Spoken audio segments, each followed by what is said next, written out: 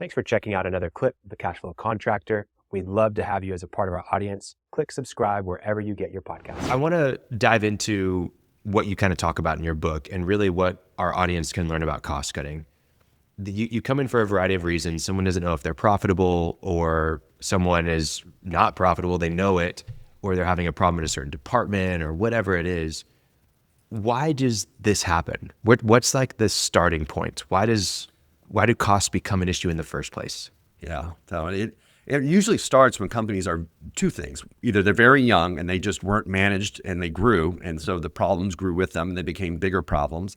Or, another big catalyst is like a big capital infusion. I've seen companies that do IPOs or do a big capital raise or something like that where they're flush with cash and they've never been in that circumstance before, and they just start throwing money at their different initiatives, and they're not careful how they do that, and they end up building bloated infrastructures and silos and other things that kind of haunt them later. We went through that. I think all small businesses went to that in some degree. We had the EIDL loans, we had the ERTC, payroll reimbursement stuff, we had the PPP, and there was just so much cash influx. On top of, in the construction industry, while all that cash was coming in, business was booming. People were doing remodeling projects. People were building. Interest rates were low. So I know that there are a lot of people listening right now that are like, yeah, we did have that cash infusion and things were doing really well and things have slowed down a little bit. And I wish I would have controlled my costs, and I wish I would have put money into that new service line or that new department that didn't work out or whatever it was. So what are the signs, that you should maybe like start looking at your costs a little bit closer? I know probably the better thought is, well, you should just always know what your costs are. But right. What are some of the signs that you need to get this under wraps?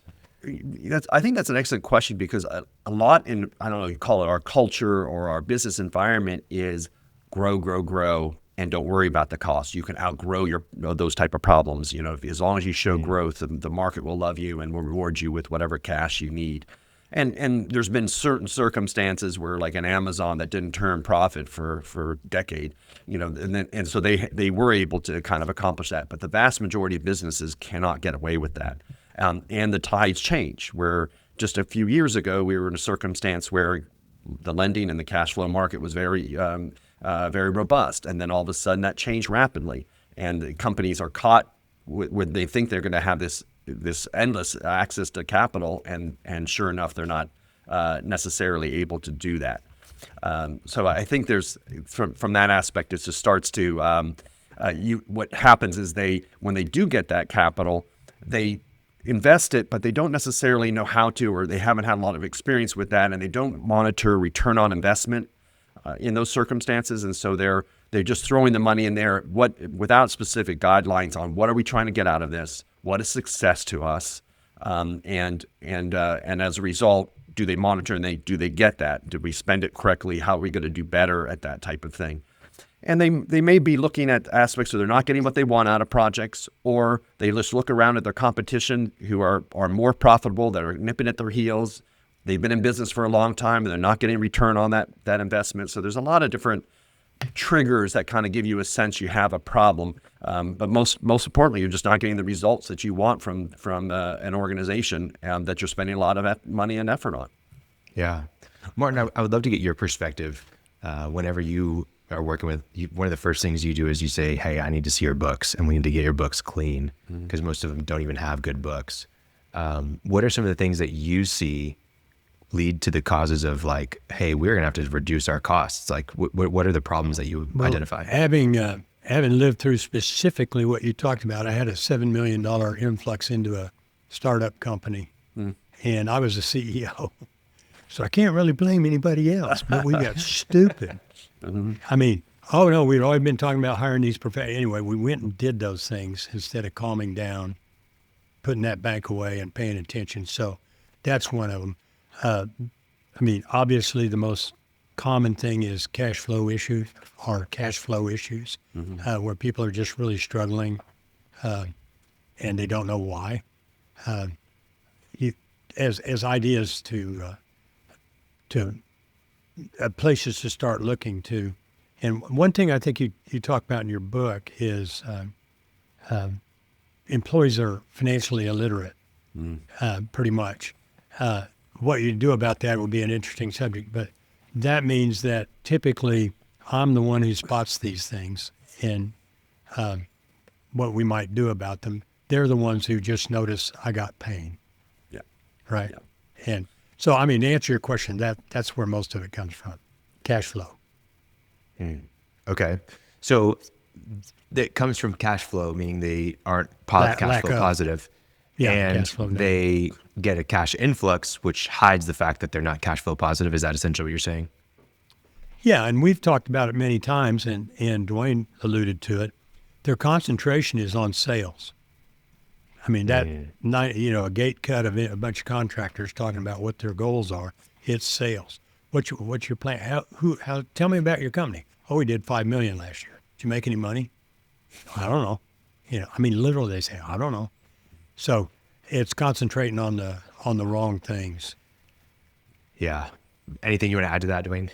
Well, only that people tend to justify why they didn't make any money this year.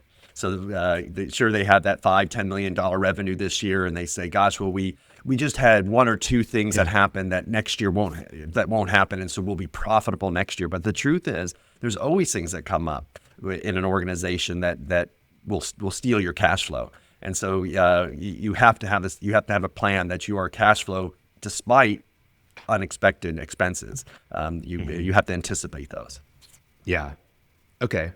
Well, I know that you talk a little bit about like how culture, and you've even referenced it, how culture really has an impact on this. Can you go more into that about like what does that look like in terms of culture impacting cost cutting? And Martin, it's funny because I don't think I used that, say they're financially illiterate, but I certainly meant it. I sugarcoated it a little bit there. I don't. It's in words in the intro to my book. It says you can't survive as a financial illiterate. Yeah. I think that's a huge part of the problem, where I always joke that you have to be careful that you ask your employees to spend money like it's their own. Well, you better be careful what you wish for, because if they do that, it's not necessarily a good thing. They don't do it well. Yeah. Right. And so I think from a culture standpoint, I do think that's changeable and correctable, where a lot of the reasons employees are financially illiterate is that no one's asked them or trained them to be otherwise. And I think if you go ahead and you do train employees essentially to understand what cash impact it does, what they're supposed to be doing, even give them personal finance type instruction, they start to learn to do better kind of in that effort. And I also in order to kind of reinforce that culture, you should recognize employees and their in their efforts to reduce costs. So just like sales, if someone makes a big sales on the next company meeting, they are highlighted and praised.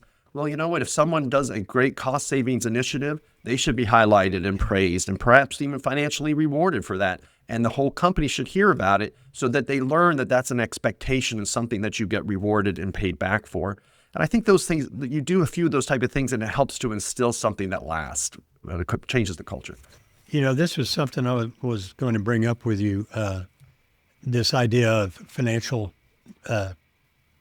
not skilled at financials. I won't say financially illiterate. Well, I'm fine with it. And it's not that hard to become literate either. I agree. You get into these weird things that can come about in high finance, but to be functionally literate in books and finance is really pretty easy. Mm-hmm. But what we find with small companies is if you want people to understand what the score is, and they're responsible for the score, they need to know how to read the information. And many companies, especially small, I mean, if you're in public, you can get it on the internet, but these small companies, they're really reluctant to show the true numbers to their people.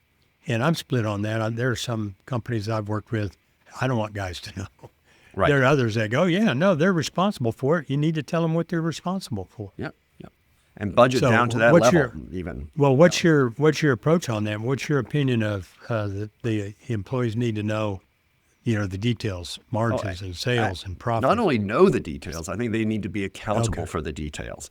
They need to be part of and that starts with the part of the budgeting process. And as you probably read, I'm not huge in the saying budgets are a sign necessarily of efficient cost controls.